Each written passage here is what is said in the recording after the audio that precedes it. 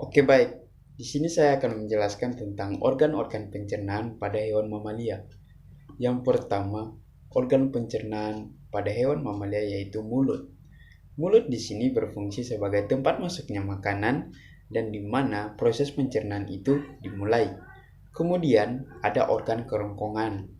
Kerongkongan ini berfungsi sebagai jalur penghubung antara rongga mulut dan lambung, di mana makanan akan masuk melalui mulut dan dia akan melewati jalur penghubung itu dan menuju ke lambung. Itu adalah fungsi dari kerongkongan. Kemudian ada lambung. Lambung yang berfungsi sebagai tempat penyerap asupan makanan. Pada hewan memang biak, lambung terbagi atas 4, yaitu rumen, retikulum, omasum, dan abomasum. Rumen. Organ rumen ini berfungsi sebagai tempat penyimpanan makanan sementara dan penguraian makanan tersebut terjadi di rumen. Kemudian ada retikulum. Organ retikulum ini berfungsi untuk mencampur makanan hingga menjadi gumpalan-gumpalan kasar atau kita sebut dengan bolus.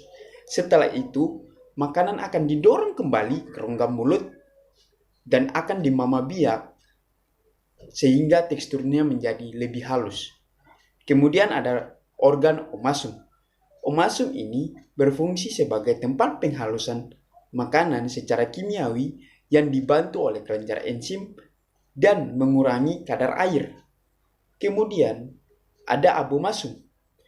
Abomasum ini berfungsi untuk mencerna gumpalan makanan melalui enzim dan asam klorida dan sebagai disinfektan bagi bakteri-bakteri jahat yang masuk bersamaan dengan makanan tersebut. Kemudian ada usus halus. Usus halus ini berfungsi untuk menyerap nutrisi dari makanan dan minuman yang telah dikonsumsi hewan mamalia tersebut. Kemudian ada organ usus besar. Usus besar ini berfungsi untuk menyerap air dari feses yang akan dibuang. Dan organ yang terakhir pada pencernaan hewan mamalia ialah anus. Anus ini berfungsi untuk tempat pembuangan akhir zat-zat makanan yang sudah tidak terpakai.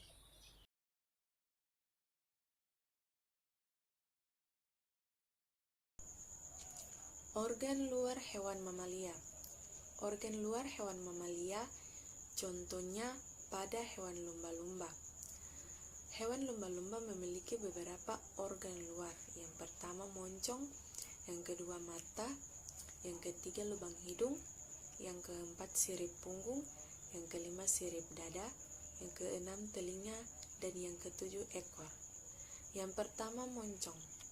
Moncong pada lumba-lumba laut dari beberapa spesies berbentuk panjang dan ramping karena tulang rahang yang memanjang. Dan moncong terdapat mulut yang berfungsi memasukkan makanan ke dalam tubuh. Yang kedua adalah mata. Mata pada hewan lumba-lumba berfungsi untuk melihat mangsa yang berupa cumi-cumi dan ikan-ikan kecil. Selain itu juga, fungsi mata pada lumba-lumba berfungsi untuk mewaspadai kedatangan hewan yang memburunya pada saat itu. Yang ketiga, lubang hidung. Lubang hidung pada hewan lumba-lumba berubah menjadi lubang peniup pada bagian atas kepalanya. Lubang ini berfungsi untuk pernafasan pada saat hewan itu berenang di permukaan air. Yang keempat, sirip punggung. Sirip punggung pada hewan lumba-lumba berguna untuk kestabilan dan pengaturan panas tubuh pada lumba-lumba. Yang kelima adalah sirip dada. Sirip dada pada lumba-lumba memungkinkan lumba-lumba untuk mengarahkan dan mengendalikan kecepatan pada saat lumba-lumba berenang. Yang keenam, telinga. Telinga pada lumba-lumba berbentuk lubang kecil yang terletak di belakang mata, yang berfungsi sebagai telinga dalam.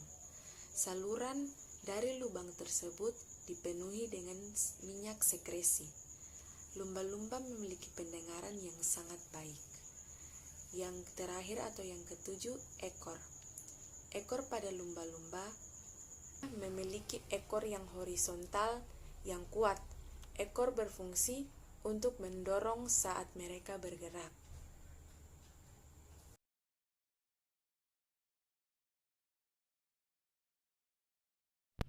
Organ ekskresi mamalia. Mamalia memiliki beberapa organ ekskresi, yaitu kulit, ginjal, paru-paru, dan hati. Organ ekskresi pada mamalia sama dengan manusia. Yang pertama, kulit.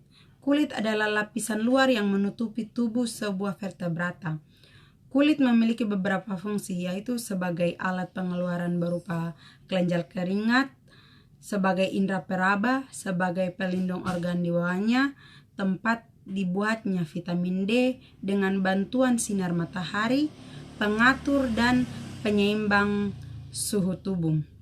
Yang kedua yaitu ginjal. Ginjal berbentuk seperti kacang pada beberapa spesies hewan mamalia seperti kambing. Paling luar diselubungi oleh jaringan ikat tipis yang disebut kapsul renalis. Ginjal dapat dibedakan menjadi bagian korteks, yakni bagian sebelah luar warna coklat agar agak terang, dan medule yaitu lapisan sebelah dalam warna agak gelap. Ginjal mempunyai bagian cekungan yang disebut hilum. Pada hilum terdapat bulle, arteri renalis, vena renalis, dan ureter. Ginjal memperoleh suplai darah dari aorta abdominalis yang bercabang menjadi arteri renalis, arteri interlobaris, arteri arcuata, arteri interlobularis, arteriole oferen, glomerulus anterior eferen, capillaire pertubular, vena interlobularis, vena actuata, vena interlobularis, vena renalis.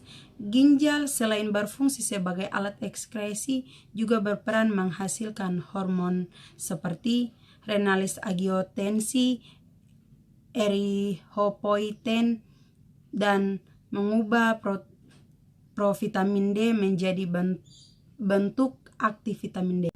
Yang ketiga, paru-paru. Paru-paru merupakan alat tubuh yang bertugas mengeluarkan zat sisa berupa karbon dioksida dan uap air dalam kaitannya sebagai alat ekskresi. Gas karbon dioksida merupakan sisa proses metabolisme dalam jaringan yang diangkut oleh darah ke paru-paru dan berdifusi dalam alveolus. Oksigen yang masuk ke paru-paru berikatan dengan hemoglobin membentuk hemoglobin dalam eritrosit yang mengalir menuju jaringan tubuh. Setelah sampai di sel-sel tubuh, dilepas dari ikatan oksigen hemoglobin dan keluar menuju jaringan, lalu masuk ke sel-sel tubuh.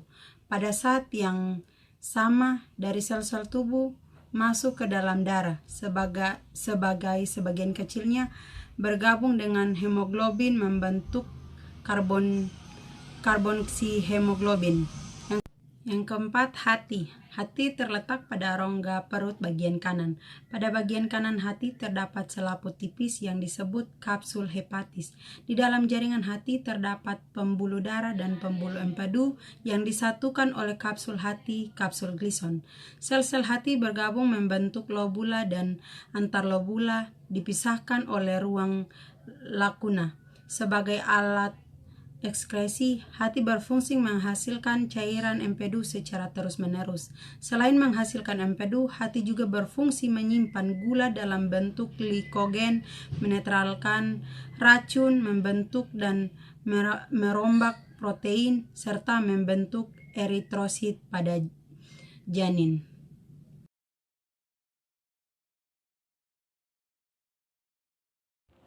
Organ peredaran mamalia. Mamalia memiliki beberapa organ peredaran darah, yaitu jantung, arteri, vena, dan kapiler. 1. Jantung.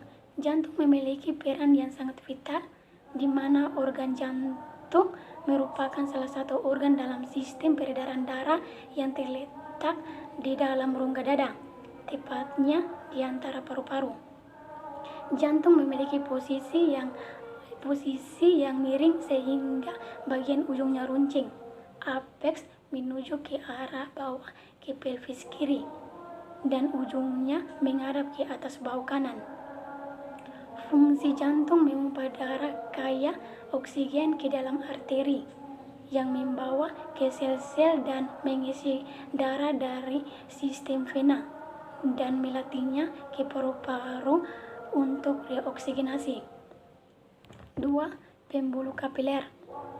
Pada pembuluh arteri adalah pembuluh darah yang membawa darah dari jantung menuju ke pembuluh darah.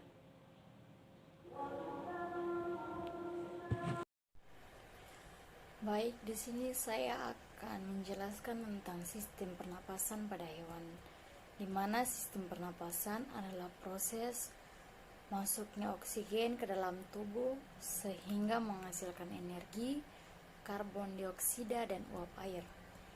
Inti dari sistem pernapasan hewan secara umum sama, tetapi tentu saja terdapat macam-macam perbedaan cara bernafas. Berikut ini saya akan menjelaskan tentang pernapasan pada hewan mamalia atau sistem pernapasan pada mamalia, yang dimana sistem pernapasan pada mamalia mirip seperti sistem pernapasan pada manusia, karena manusia juga termasuk mamalia yang bernafas menggunakan paru-paru. Hewan yang termasuk mamalia merupakan hewan yang berkembang biak dengan cara melahirkan dan menyusui anaknya, sama seperti lumba-lumba, paus, sapi, anjing, kucing, dan lainnya. Secara umum, hewan mamalia melakukan proses pernafasan melalui rongga hidung, faring, trakea, bronkus, hingga paru-paru yang nantinya oksigen akan diikat oleh darah dan disebarkan ke seluruh tubuh. Proses pernafasan pada hewan mamalia. Ketika hewan mamalia mengeluarkan nafas, otot diafragma akan melepas dan kembali ke posisi semula atau melengkung ke atas. Kemudian, otot-otot tulang rusuk juga melemas dan dibantu oleh kontraksi dari otot perut sehingga menyebabkan rongga dada mengecil dan tekanan dalam rongga dada naik. Udara yang keluar melalui paru-paru keluar melalui hidung sehingga membuat paru-paru mengecil. Fase ini disebut dengan fase ekspirasi. Ketika hewan mamalia menghirup napas, otot diafragma akan berkontraksi, kemudian otot-otot tulang rusuk akan berkontraksi sehingga rongga dada membesar dan menyebabkan tekanan dalam rongga dada berkurang. Udara yang dihirup melalui hidung ke dalam paru-paru sehingga membuat paru-paru mengembang. Fase ini disebut dengan fase inspirasi. Selanjutnya yaitu fungsi hidung, kerongkongan, dan paru-paru, yang dimana fungsi hidung yang pertama untuk membantu pernapasan. Di sini hidung adalah pintu masuk ke saluran pernapasan, yang artinya selama bernafas udara masuk ke dalam tubuh melalui lubang hidung dan keluar dengan cara yang sama saat mengembuskan napas. Yang berikutnya fungsi tenggorokan, yang dimana tenggorokan adalah sebagai saluran pernafasan yang menghubungkan hidung dengan paru-paru. Selanjutnya fungsi paru-paru, di mana paru-paru berfungsi untuk bernafas. Paru-paru mendapatkan oksigen dan mengelolanya menjadi energi yang akan diantar ke seluruh bagian tubuh.